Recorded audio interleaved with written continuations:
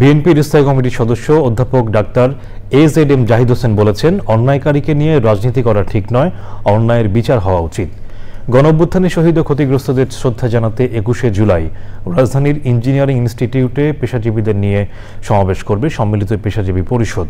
সোমবার সকালে ভেন্যু পরিদর্শন যান ডাক্তার AZM জাহিদ হোসেন। পরে তিনি সাংবাদিকদের বলেন, বিএনপি দেশে গণতন্ত্রের পুনঃপ্রতিষ্ঠা চায়।